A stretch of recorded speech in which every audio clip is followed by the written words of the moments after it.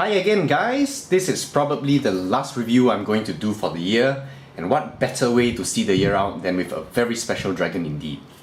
Today I'm going to review a McFarlane deluxe dragon for the first time, namely the Series 4 Komodo. The deluxe dragon for each series was a dragon that was slightly bigger and in a box rather than a clamshell.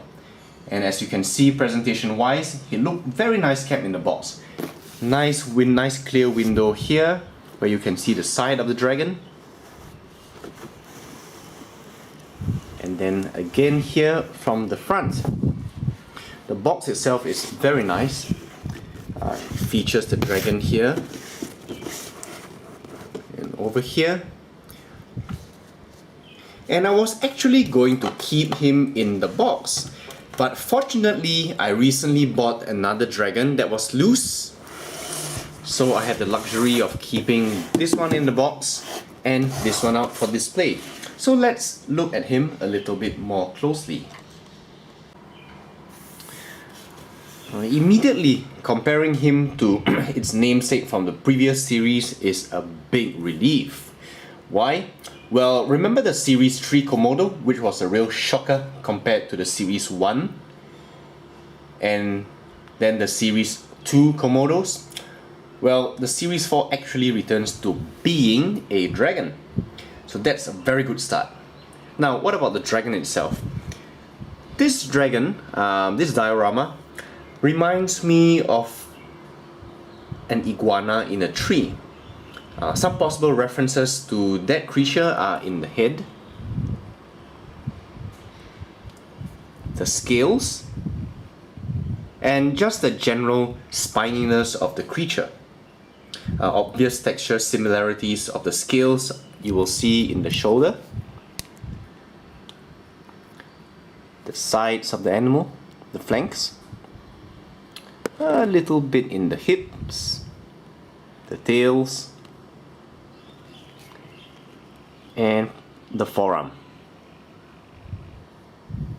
Like an iguana, this is a very spiny animal indeed. You can see that the iguana has very closely spaced spines.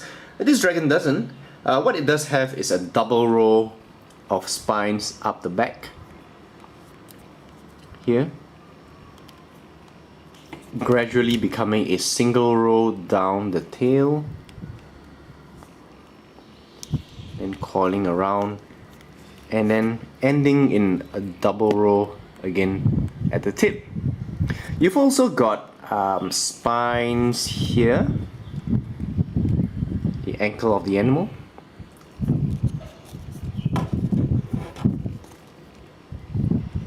here too, the elbow,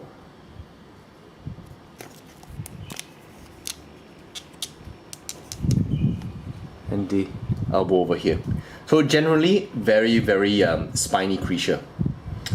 You even actually see some of them here on the wing finger here and here. So this is definitely a spiny creature you don't want to be holding and grabbing, and not that you would in real life, because this is obviously a very big dragon and you don't want to be messing with it. I think one obvious nod they could have done as a real life analog would have been the split hands of chameleons. They didn't do that here, but nonetheless these seem very well suited to an arboreal lifestyle and have no problems grasping these branches. The head is rather interesting. There is something very ceratopsian about it. You've got the beak here, nose horns, and what actually is a very small bony frill around the head. I'll show you from the back. It looks like a frill. And in fact, this reminds me a little of Styracosaurus, but just with a bunch of extraneous horns. You also have a cheek horn over here. Color-wise is generally green, like a tree lizard, tending to be darker on top and then fading to a lighter shade underneath. And there are some very nice shades on the wing, despite the scheme still being rather uniformly green. Here, notice the very nice texture as well.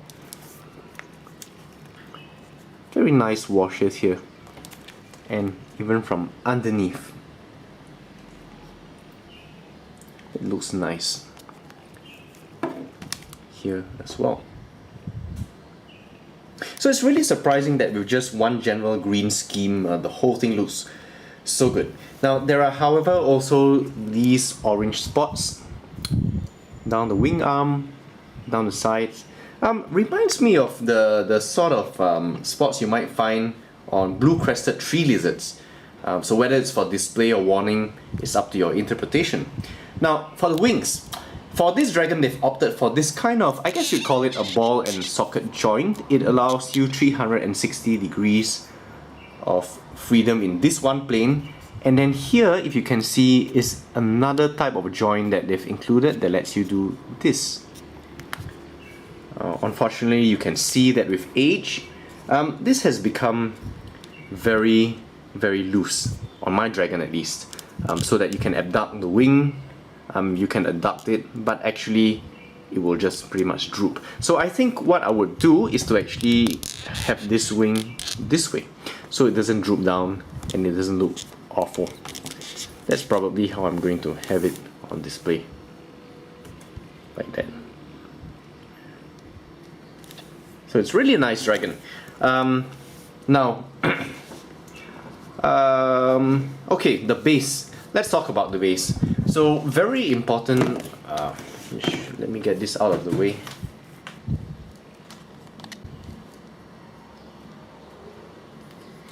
All right, the base.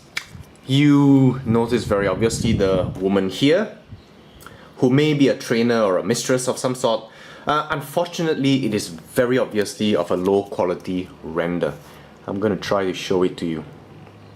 Both in terms of detail, which I really think shouldn't have been the case because this is rather a big figure. I know I've got very, very small hands and fingers. Let me do a quick measure. This is actually 4 centimeters. No, sorry, it's 3 centimeters. So it's about more than an inch. I really think more could have been done detail-wise. The paint job is really sloppy. You can see how the flesh tone runs over onto the hair here. And you know, I like my dragons naturalistic. You know, I think this dragon would have stood very nicely on its own. And I think that if you include a human figure that is rather large, you could have made it more detailed. And certainly do a good paint job. Otherwise, why have a figure in there at all? So take more pride.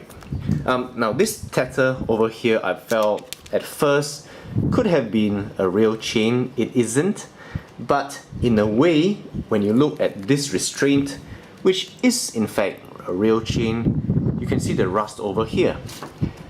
Thanks to age and thanks to our Asian humidity. Thank you very much. So I think in a way it's good that this wasn't a real chain because it would not look very good. In fact, it would look terrible with rust running all the way down. Now, the base is actually, well, effectively it's a part of a tree.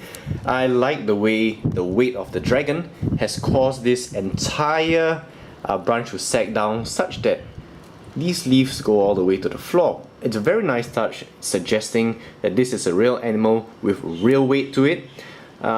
Makes it more lively, more dynamic, and not so static as you might imagine it could be. However, something weird I noticed is that this base is actually some sort of soft rubber foam. If I press on this, it's obviously hollow. This actually makes this base lighter and less sturdy than you'd expect for a larger dragon of this size. And it's just my worry that in time, if there is some warping that takes place, the animal will tip over and be unable to balance. The tree itself, very nice texture. Very nice texture. The root system is also quite finely detailed.